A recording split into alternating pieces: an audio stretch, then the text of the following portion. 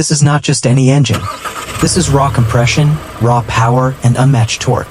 This is the diesel engine. Welcome to Engines Diary, where we break down engines like never before. Today, we're opening the pages on one of the most hard-working machines in the world, the diesel engine. Let's dive in. So what makes a diesel engine different from your regular petrol engine? It all comes down to compression. In petrol engines, air and fuel mix first and are ignited by a spark plug. In diesel engines, air is compressed first, making it so hot that when diesel fuel is injected, it explodes on contact. Let's walk through a diesel engine's heartbeat, the four-stroke cycle. Intake, air is sucked in. Compression, air is compressed until it's super hot. Power stroke, diesel is injected and combustion pushes the piston. Exhaust, burned gases are expelled.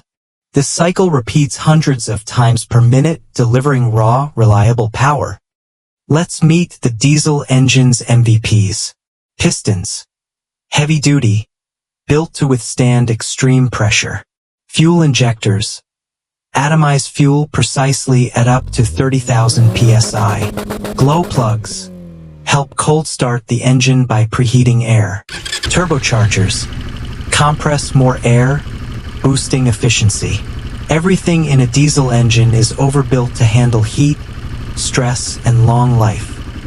From cargo trucks to warships to aircraft, diesel engines are the muscle behind global movement. They're not built for speed. They're built to last. Diesel engines operate at lower RPMs, have tougher components, and use lubrication more efficiently.